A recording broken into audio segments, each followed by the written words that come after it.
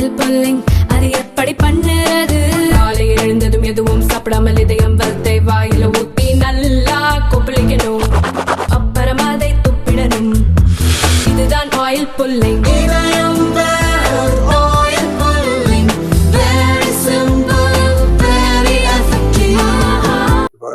நம்முடைய மாண்புமிகு தமிழக முதல்வர் அவர்கள் இதை அரசியலாக்கல.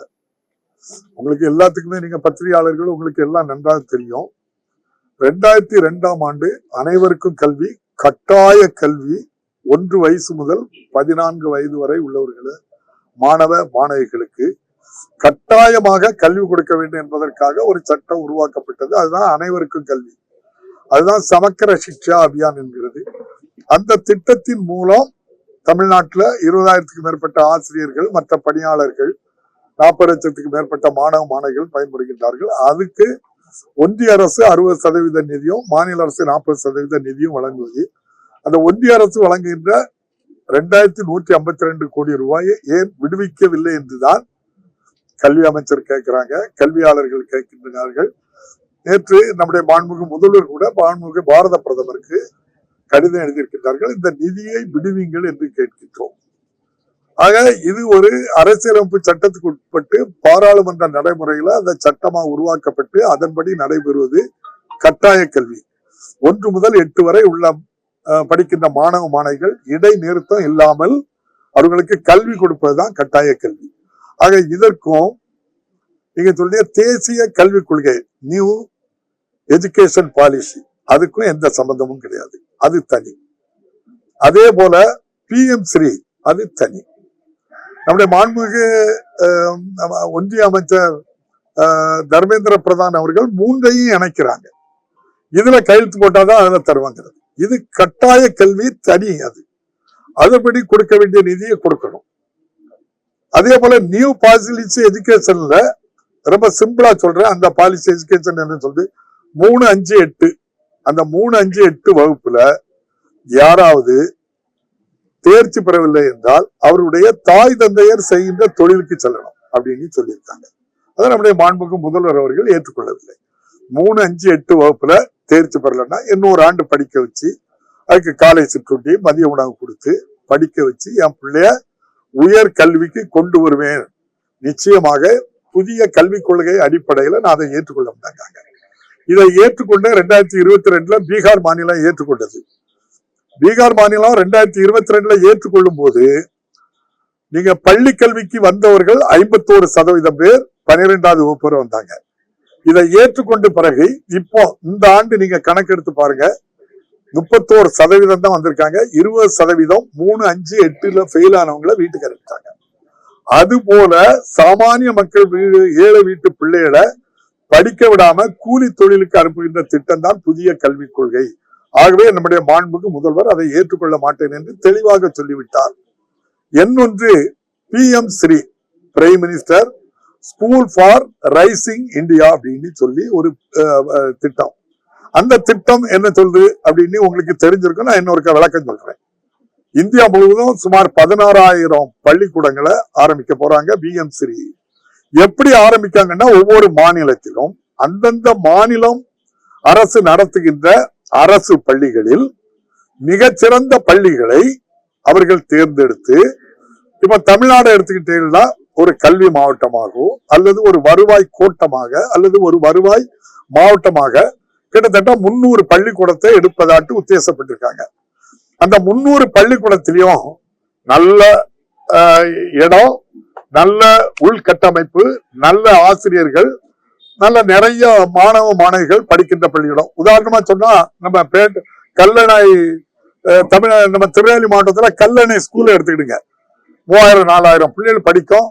ஆசிரியர்கள் 100 200 ஆசிரியர்கள் இருப்பாங்க. இப்படி பள்ளிக்கூடத்துல மாண்புமிகு பாரத பிரதமருடைய அந்த PM ஸ்ரீ பள்ளிக்கூடத்துல இருந்து ஒரு ஸ்டிக்கர் கொண்டு வருவாங்க. அந்த ஸ்டிக்கர் அதுல ஒட்டுவாங்க, PM ஸ்ரீ பள்ளி அப்படின்னு ஒரு ஸ்டிக்கர் ஒட்டப்படும்.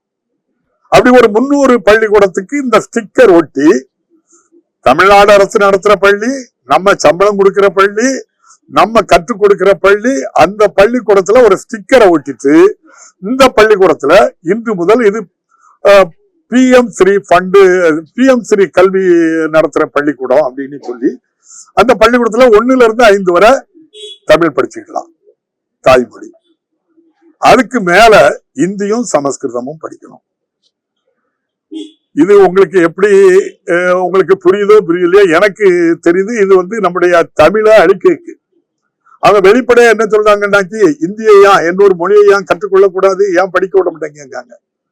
அப்ப இந்த PM ஸ்ரீ பள்ளிக்கூடம் ஒரு ஸ்டிக்கர் 300 பள்ளிக்கூடத்துல ஒட்டிட்டு 60% சம்பளத்தை ஒன்றிய அரசும் மாநில அரசு 40% தரும்.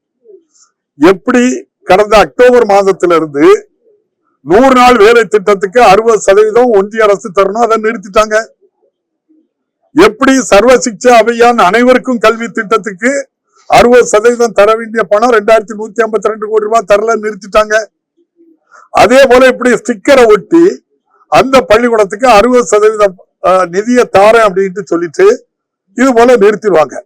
நிறுத்திட்டு என்ன சொல்லுவாங்கன்னா, எங்களாலையும் பணம் தர முடியாது, உங்களாலையும் நடத்த முடியலன்னா அதானி போன்ற பெரிய நிறுவனத்திட்ட கொடுத்துருங்க, தொண்டு நிறுவனங்கள் அவங்க நடத்திடுவாங்க. நான் சொல்றது சிரிக்கைக்காகவும் வேடிக்கை இல்லை. இந்த திசையை நோக்கி போறதுக்காக PM ஸ்ரீ பள்ளிக்கூடத்தை நீங்க ஆரம்பிக்கணும் அப்படின்னு நம்ம ஆரம்பிச்ச பள்ளிக்கூடம், நடந்துகிட்டு இருக்க பள்ளிக்கூடம் ஸ்டிக்கர் ஒட்ட சொல்றாங்க ஒரு 300 பள்ளிக்கூடத்துக்கு. இதுதான் நல்ல பள்ளிக்கூடம்னு சொல்லி மற்ற பள்ளிக்கூடங்கள் எல்லாம் காலி பண்ணணுங்கிற ஒரு முடிவோடு அதை சொல்றாங்க. அப்போ PM ஸ்ரீ ஸ்டிக்கர் ஒட்டுறது, புதிய கல்விக் கொள்கை, தேசிய கல்விக் கொள்கை, புதிய தேசிய கல்விக் கொள்கை என்பது 3, 5, 8ல ஃபெயில் ஆனா அவனை எங்க அனுப்ப வேண்டியது? குலத்தொழிலுக்கு அனுப்ப வேண்டியது. சமக்கர சிக்ஷா அபியான்ங்கிறது கட்டாய கல்வி 2022ஆம் ஆண்டு கொண்டு வரப்பட்ட கல்வி 2026 வரை இருக்கு. அந்த நிதியை தரமாட்டேன்னு சொல்லி மிரட்டுறது சிறுபிள்ளைத்தனமான. அதுதான் மாண்புமிகு ஒன்றிய அமைச்சர் தர்மேந்திர பிரதான் சொல்றோம். இந்த சட்டம் என்ன சொல்லுது, நியூ பாலிசி எஜுகேஷன் என்ன சொல்லுது, PM ஸ்ரீ என்ன சொல்லுது. அப்ப 3 விதமான விஷயங்கள். அப்ப சட்டப்படியே இந்திய அரசியலமைப்பு சட்டப்படி நாடாளுமன்றத்தால் அனுமதிக்கப்பட்ட ஒரு சட்டம் சர்வ சிக்ஷா அபியான். அந்த நிதியை தான் நினைக்காங்க. இதை வச்சு அப்ப அரசியல் பண்றது யாரு சொல்லுங்க?